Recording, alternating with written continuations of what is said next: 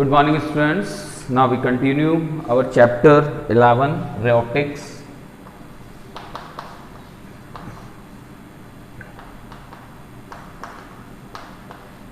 And our new topic is refraction.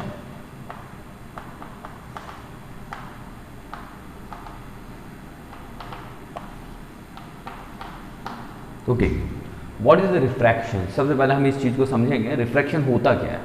When a light ray comes from any source and incidents on a refracting surface. What is the refracting surface?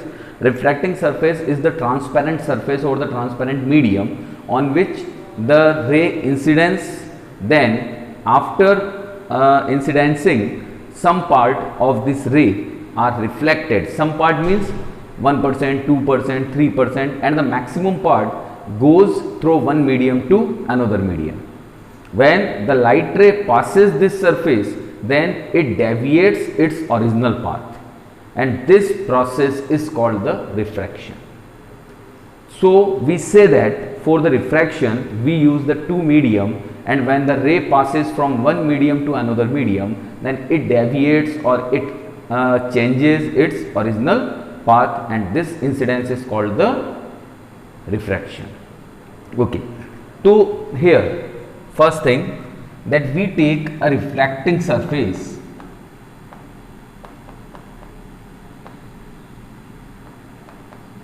and have a normal which is perpendicular to this refracting surface. Now we incidence a light ray AO on it. When this light incidence on it, then after refraction it deviates its path. This deviation is called the refraction. This incidence ray makes some angle with this normal, and this is called the angle of incidence. And this refracted ray makes some angle with this normal. This is called the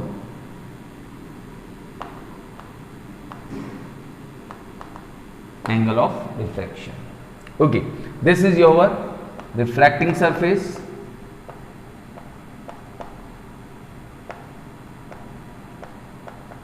This is your incidence ray. This is your refracted ray. Okay. So now the refraction of light says that when a light ray travels from one transparent medium, देखिए बार बार बोल रहा हूँ transparent medium. Why? Because अगर medium transparent नहीं हुआ, यानी transparent से means कि कोई मेरे पास में surface है, उस surface के एक side मैंने polish की हुई है, so उस कंडीशन में वो ट्रांसपेरेंट नहीं कहलाएगा. फिर क्या होगा कि when light ray incidence on it, then it reflected, not the refracted. तो रिफ्रैक्शन के लिए हमेशा जो medium we take, it is the transparent. तो हम कह रहे हैं कि when a light ray travels from a transparent medium to other medium, then it deviates from its original path, and this phenomena of light is called the refraction. Okay, अब the main cause of the refraction is, क्या होता है main cause refraction का? तो main cause of refraction is change in velocity of light रे.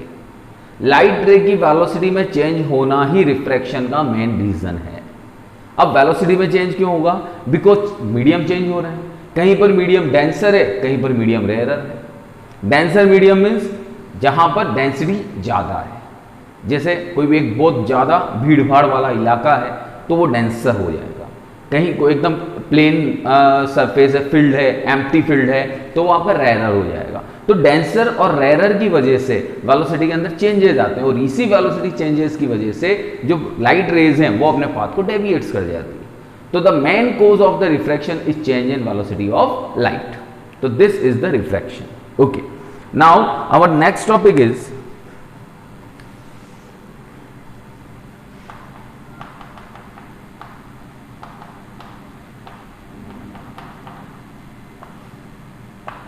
laws of refraction. What is the laws of refraction? So in case of reflection we studied the two laws. Here we also studied the two laws related to the refraction.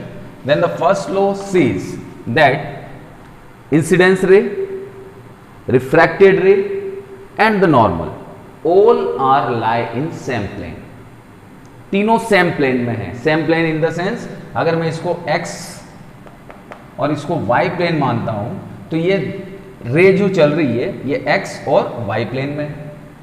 Okay, ये वाली रे x और y plane में है, ये normal x और y plane में है. तो हम यहां पे कहते हैं इंसिडेंस रे,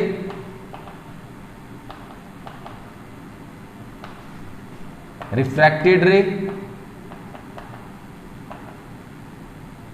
and normal all are lie in same plane. Okay, तो इसको इन लॉज को किसने प्रूव किया? ये लॉज किसने दिए रिफ्रैक्शन के? तो एक साइंटिस्ट था स्नेल्स, जिसने एक्सपेरिमेंट्स किए और एक्सपेरिमेंट करने के बाद में लॉज ऑफ रिफ्रैक्शन दिए. तो this is your first law.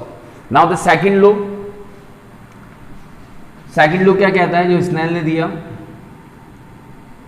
तो according to the second law, for a certain wavelength of light, why we say this sentence for a certain wavelength of light? Certain wavelength of light का मतलब है monochromatic light.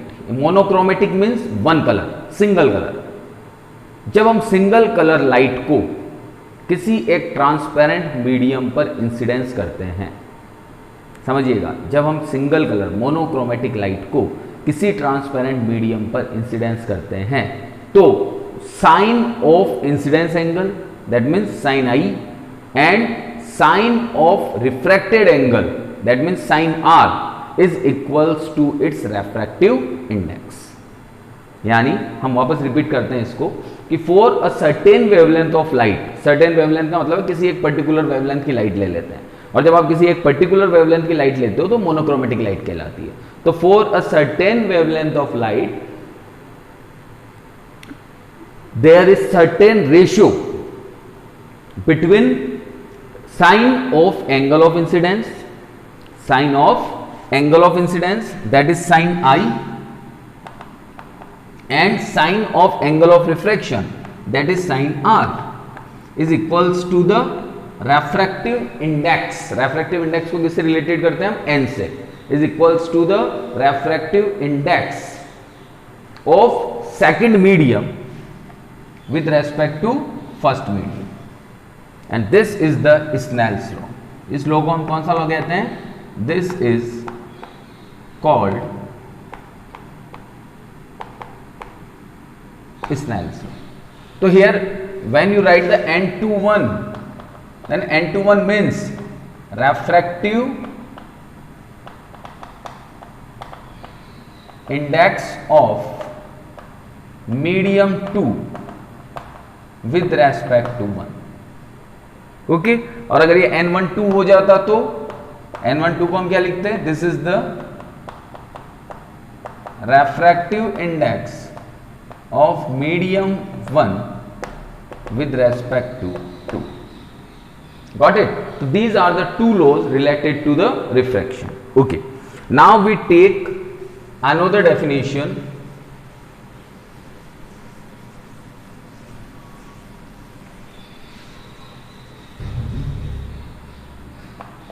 This is the refractive index.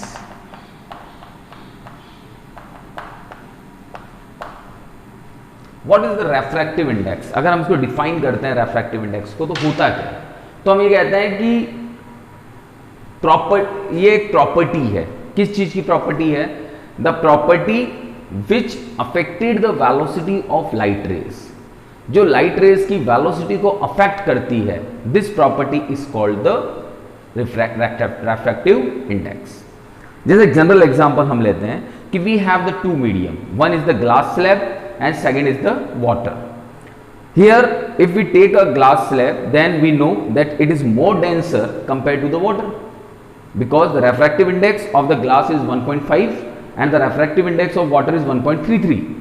So here the glass is more denser compared to the water, so it is denser and it is rarer.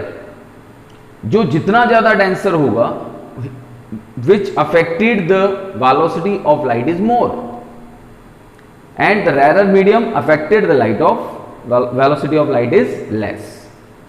तो यहां पर हम refractive index को कहते हैं कि the property by which the velocity of light is affected is called the refractive index and the velocity is inversely proportional to the refractive index.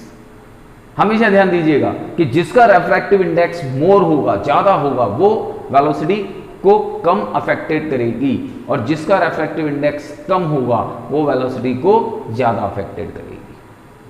तो यहां पर हम ये कहते हैं कि refractive index is inversely proportional to the velocity. Okay, तो यहां इस बात पर हम बात करते हैं कि जब हम रेफ्रैक्टिव इंडेक्स की बात करते हैं तो रेफ्रैक्टिव इंडेक्स और किन किन चीजों पर डिपेंड करता है। तो यहां refractive index of medium depends upon the nature of medium. पहला तो नेचर ऑफ मीडियम पर डिपेंड करेगा कि नेचर ऑफ मीडियम जो है वो कैसा है, डेंसर है, रेयर है। लाइट्स के कलर पर डिपेंड करेगा क्योंकि जिस कलर का वेवलेंथ, अच्छा वेवलेंथ से भी रिलेशन में आपको बता देता हूं कि जब हम वेवलेंथ की बात करते हैं तो वेवलेंथ किसे कहते हैं? वेवलेंथ कहते हैं the distance travelled bye a wave in one time period, it is called the wavelength. तो कौन डिस्टेंस ज्यादा ट्रेवल करेगा और कौन डिस्टेंस कम ट्रेवल करेगा? तो जिसकी वेलोसिटी मोर होगी it travels the more distance and the velocity is less than it travels the less distance. तो वेलोसिटी मोर कब होगी? जब रेफ्रैक्टिव इंडेक्स लेस होगा। तो कहने का मतलब क्या हो गया कि velocity is directly proportional to the wavelength, but in case of refractive index it is also inversely proportional to the wavelength. भाई अगर मैं इसका और इसका रिलेशन निकालता हूं तो इनवर्सली प्रोपोर्शनल है और इसका और इसका रिलेशन निकालता हूं तो directly proportional. Got it? Okay, तो here we see that the refractive index of a material is depends on the nature of medium, wavelength, light, color of light and color of light, that means wavelength of light जो मैंने अभी आपको बताया, temperature of medium, ठीक है। It does not depends on angle of incidence and angle of refraction. ये किसी भी तरह से एंगल ऑफ इंसिडेंस और एंगल ऑफ रिफ्रैक्शन पे डिपेंड नहीं करता है। ये सिर्फ मीडियम की नेचर पे डिपेंड करेगा, टेम्परेचर पे डिपेंड करेगा और लाइट के कलर पर डिपेंड करेगा। तो दिस डिपेंडेंसी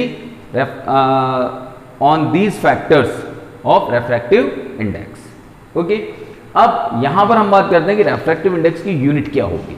तो this formula n equals to sin I by sin R and these quantity are unitless, तो refractive index is unitless quantity, refractive index की कोई यूनिट नहीं होती। ओके, ठीक है। इसके बाद में हम बात करते हैं कि if light rays enters from a denser medium to rarer medium, बहुत सिंपल सा लॉजिक है इसका कि अगर कोई लाइट रे है वो डेंसर मीडियम से अगर रेरर मीडियम में जाएगी, तो जब ये डेंसर से रेरर मीडियम में जाएगी तो it deviates towards the normal, ये नॉर्मल से दूर हट जाएगी, ठीक है। और अगर ये रेरर से डेंसर में जाएगी तो ये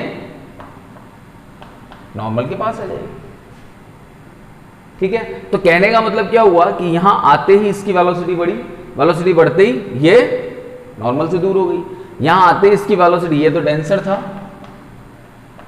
ये रेरर है, रेरर में आते ही वेलोसिटी इंक्रीज हुई, दूर हट गई। यहां ये रेरर था, ये डेंसर है, तो डेंसर में आते ही इसकी वेलोसिटी कम हो गई तो नॉर्मल की ओर आ गई। तो when a light ray enters from denser to rarer medium, then refracted ray bends away from normal, and if light ray enters from rarer to denser, then refracted ray bends towards the normal. Okay, तो अगर denser से rarer में जाएगी तो away चली जाएगी normal से, और रेरर से डेंसर में आएगी then it bend towards the normal. Okay, okay, next is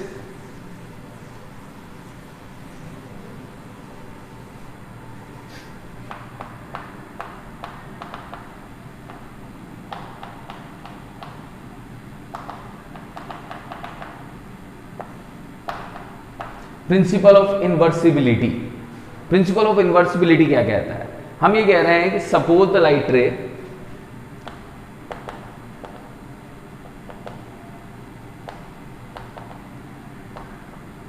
enters from first medium to second medium. Okay, तो उस कंडीशन में सेकेंड का फर्स्ट के रेस्पेक्ट में जो रेफ्रैक्टिव इंडेक्स होगा वो क्या होगा, n21 equals to sine I by sine are.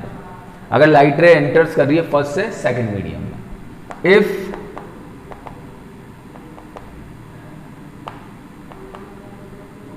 light ray enters from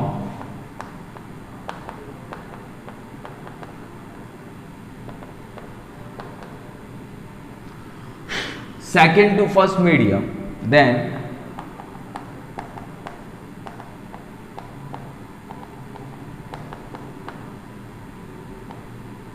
n12 equals to sine R by sine I. ठीक है, तो जब यहां पर हम इन दोनों इक्वेशंस की बात करते हैं तो इक्वेशन 1 मल्टीप्लाइड बाय इक्वेशन 2, तो here n21 this is n12 equals to sine I by sine R into sine R by sine I. ठीक है, इसको हम सॉल्व आउट करते हैं तो n21 into n12 equals to 1, then n21 equals to 1 by n12। So this is called the principle of reversibility. That means ये principle of reversibility ये show कर रहा है कि if the light ray reversed their path, जैसे पहले 1 से 2 में जा रही थी फिर 2 से 1 में आ गई, तो जो refractive index आएंगे ये refractive index भी एक दूसरे के inversely proportional हो जाएंगे। तो इसे ही हम principle of inversibility कहते हैं। Okay,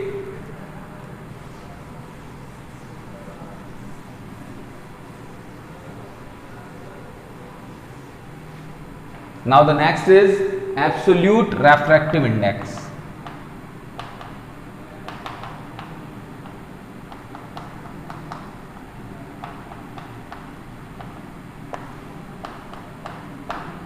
absolute refractive index, what is the absolute refractive index?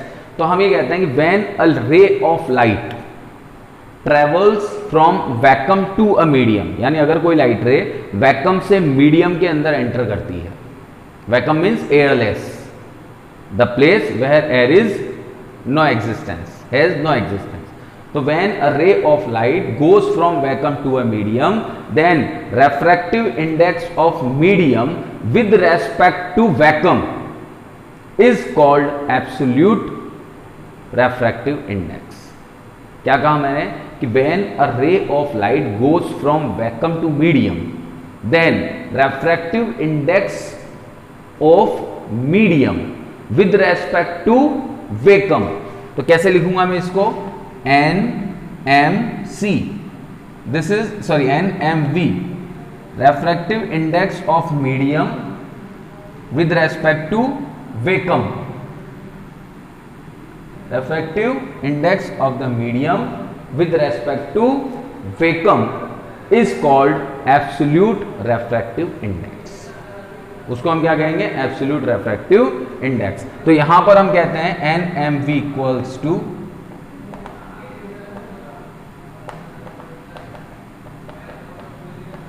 Velocity in vacuum and velocity in medium, this is C by V and this is called the absolute refractive index. यहां से हम एक relation और निकाल देते हैं कि जो आपका रेफ्रैक्टिव इंडेक्स होता है ये वेलोसिटी के इनवर्सली प्रोपोर्शनल, पहले बताया मैंने, ये आपकी जो वेवलेंथ होती है उसके भी इनवर्सली प्रोपोर्शनल होता है। तो अगर यहाँ पर हम बात करते हैं कि suppose this is n2 by n1, तो इनवर्सली प्रोपोर्शनल होगा तो ये v1 by v2 हो जाएगा और वेवलेंथ की फॉर्म में λ1 by λ2 हो जाएगा। तो this is some phenomenas related to the refraction. Okay, तो कल हम लोग कुछ एग्जांपल्स करेंगे रिफ्रैक्शन के। ओके बेटा, थैंक यू।